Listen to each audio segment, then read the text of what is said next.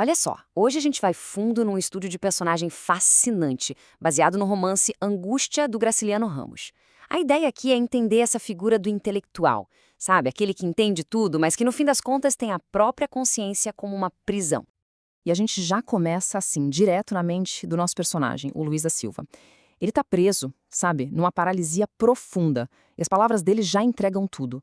Essa desconexão total entre a mente e o corpo. É o primeiro sinal da condição trágica que a gente vai explorar. Bem, para entender essa história, nosso caminho vai ser o seguinte. Primeiro, a gente olha para essa mente paralisada dele. Depois, vamos quase que fazer um diagnóstico psicológico. Aí a gente mergulha no vazio moral e espiritual que ele vive, vê como isso explode em violência e, por fim, a gente reflete sobre o que seria essa jaula do intelectual. Então, vamos lá.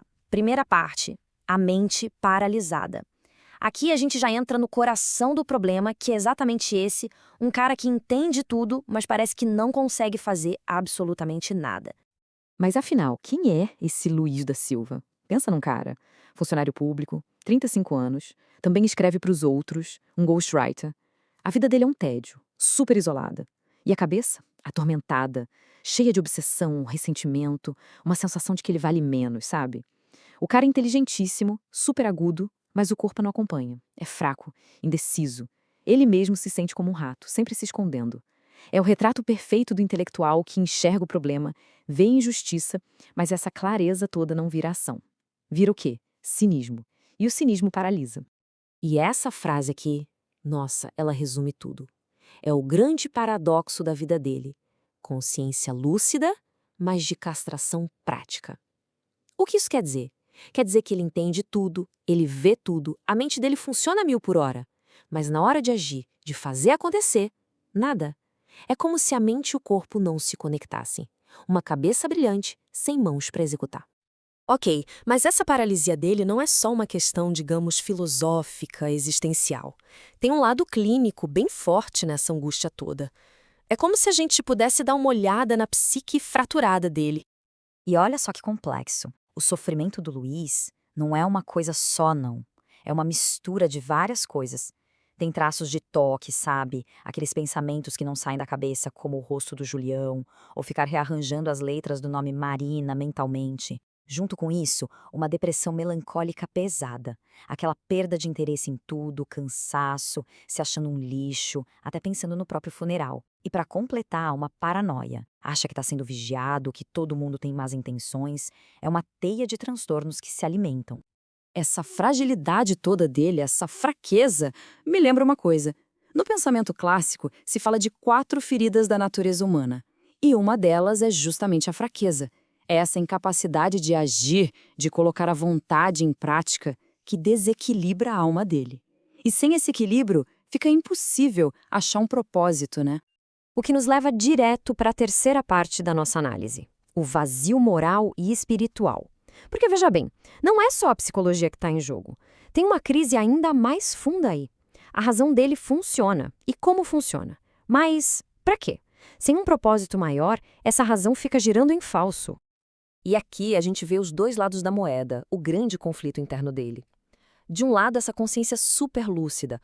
O cara diagnostica a injustiça social, escreve bem pra caramba, mesmo que seja pros outros. Ele entende nos mínimos detalhes a própria desgraça. Do outro lado, a ação completamente paralisada.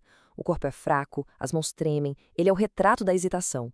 E pior, é governado por impulsos que ele mesmo considera baixos, imbecis e safados.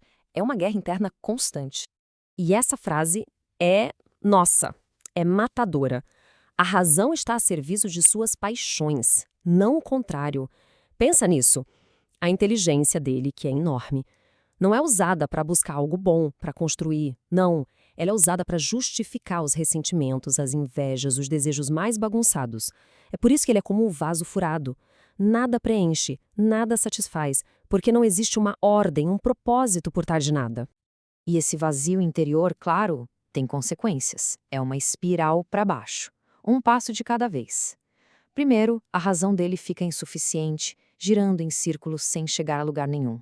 Depois, ele vira escravo das próprias paixões, dos desejos mais desordenados. O passo seguinte? A perda da caridade, da empatia. o egoísmo toma conta. E o resultado final é um esvaziamento total. A existência perde o sentido. É exatamente isso.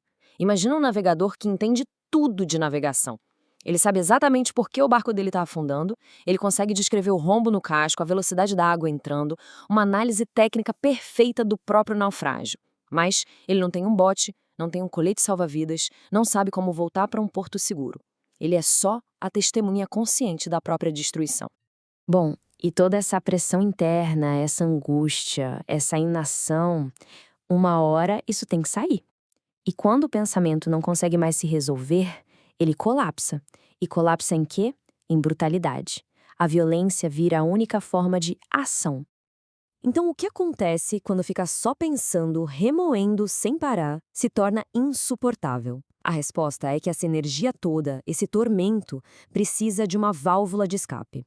E essa válvula de escape acaba sendo o mundo físico, a ação concreta, mesmo que seja uma ação terrível.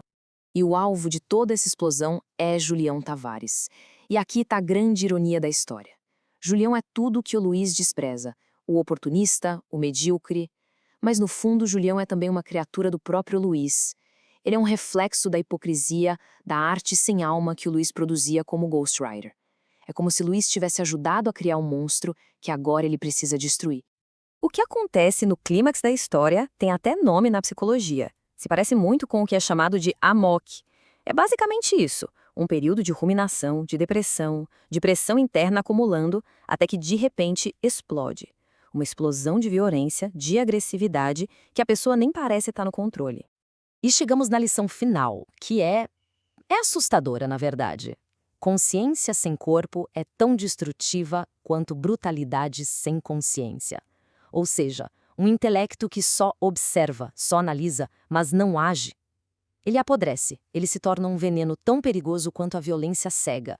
E então, para fechar, vamos pensar sobre essa ideia, a jaula do intelectual.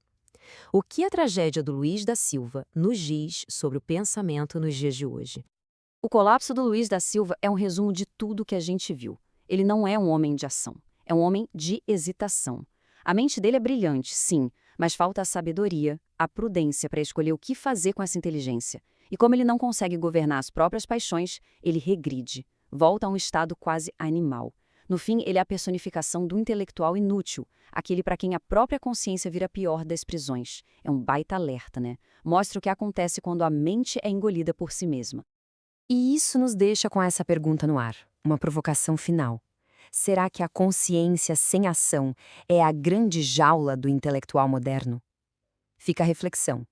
Quantas mentes brilhantes por aí não estariam presas nessa mesma armadilha? Capazes de diagnosticar um mundo perfeitamente, mas incapazes de mover uma única peça no tabuleiro.